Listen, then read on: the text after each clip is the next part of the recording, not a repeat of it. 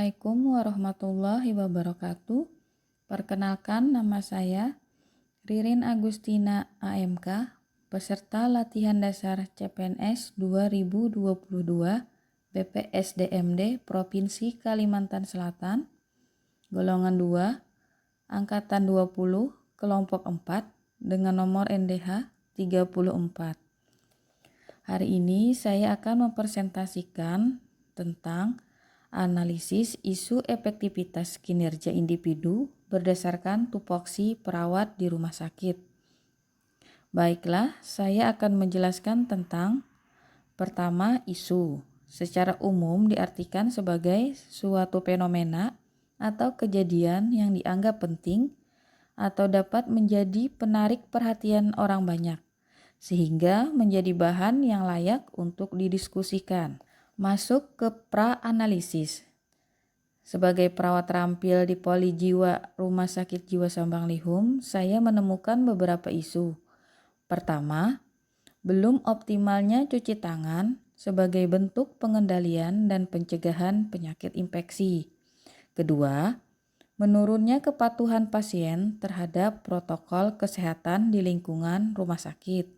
Ketiga, kurangnya pengetahuan dan pemahaman pasien mengenai paskes pertama untuk rujukan. Masuk ke metode OSG.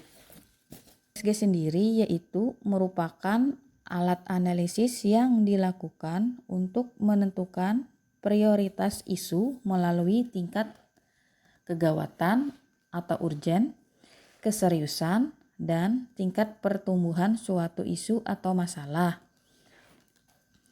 Analisis USG itu memiliki 3 kriteria penilaian, yaitu U untuk urgensi yang mendesak, S keseriusannya, seberapa serius akibat yang ditimbulkan jika isu tidak dipecahkan, dan masalah yang akan timbul lebih serius dari masalah pokok.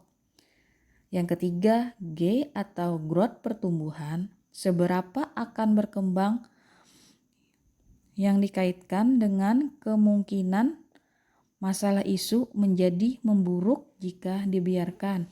Di dalam analisis USG ada rentang nilai 1 sampai 5, di mana 1 dengan nilai sangat kecil, 2 kecil, 3 sedang, 4 besar, dan 5 sangat besar.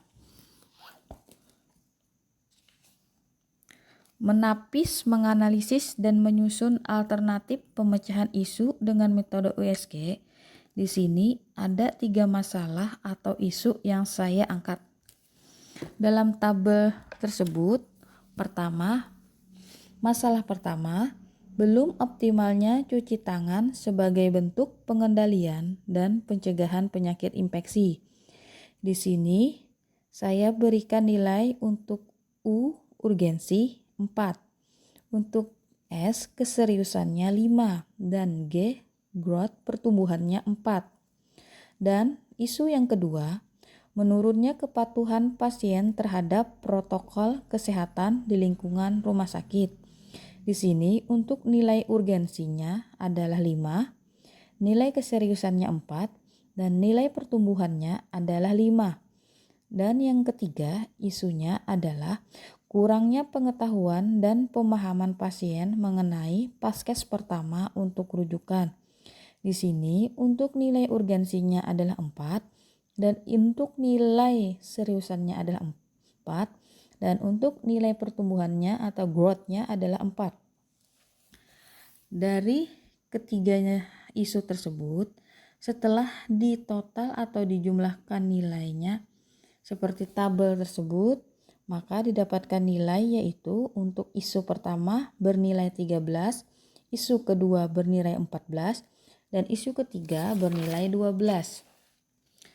Dari ketiga masalah ini, yang memiliki nilai terbanyak adalah isu tentang menurunnya kepatuhan pasien terhadap protokol kesehatan di lingkungan rumah sakit.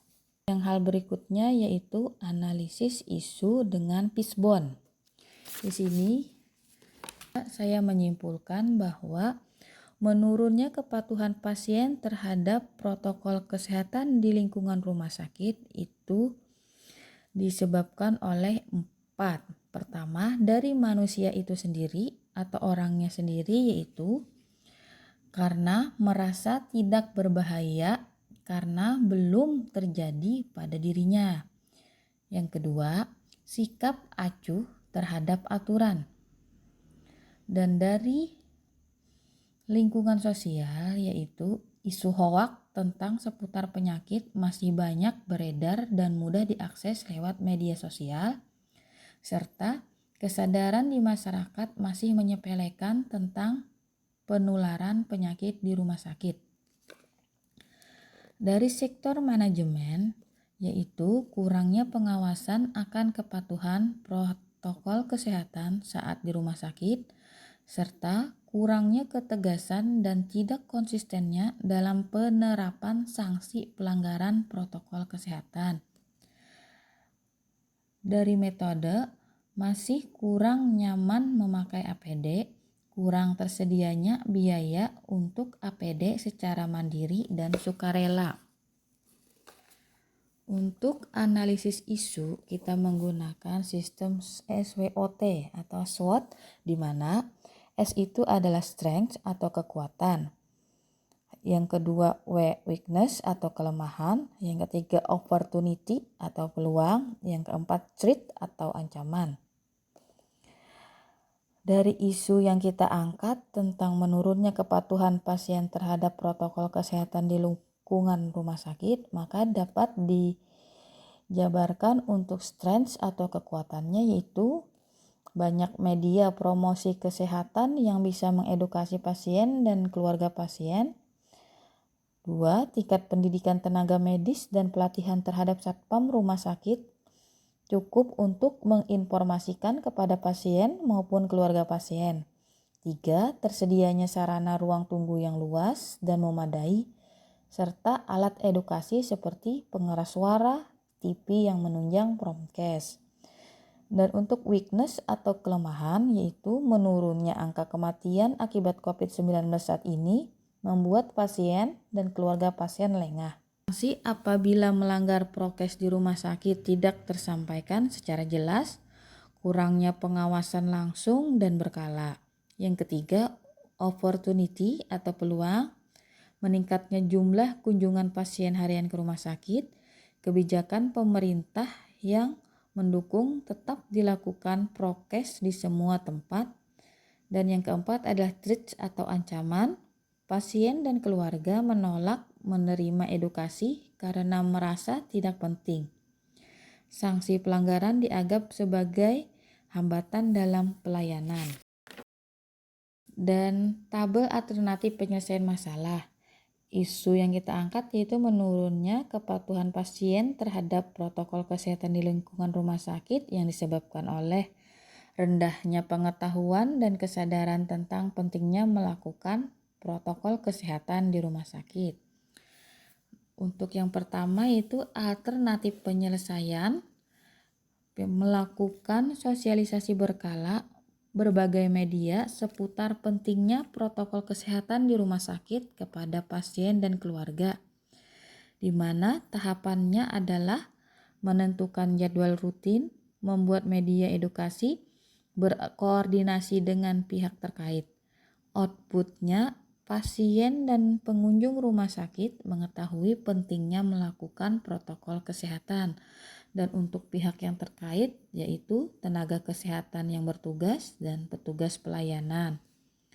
Untuk yang kedua, membentuk kelompok pengawas protokol kesehatan yang rutin mengawasi dan menegur para pelanggar protokol kesehatan di rumah sakit dengan tahapan berkoordinasi dengan manajemen dan direktur rumah sakit untuk pelaksanaan dan perlindungan, menentukan anggota kelompok pengawas, menjelaskan tujuan dan fungsi para pengawas.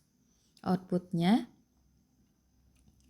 pasien dan pengunjung rumah sakit mengetahui adanya sanksi dan kesadaran untuk mematuhi aturan secara sukarela, di mana pihak yang terkait adalah direktur rumah sakit, manajemen rumah sakit, pengawas rumah sakit terkait yang bertugas sebagai pengawas.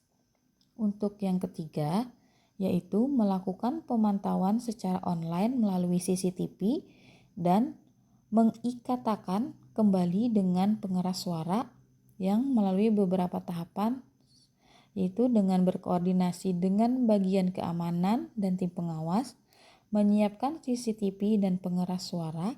Untuk outputnya, pasien dan pengunjung rumah sakit akan lebih patuh dan memudahkan dalam pengawasan. Dan pihak yang terkait adalah pertama, manajemen rumah sakit, pengawas protokol kesehatan, dan tim keamanan. Demikianlah pembahasan saya tentang analisa isu efektivitas kinerja individu berdasarkan tupoksi perawat di rumah sakit. Semoga apa yang saya sampaikan dapat bermanfaat. Wabillahi taufik wal hidayah. Wassalamualaikum warahmatullahi wabarakatuh.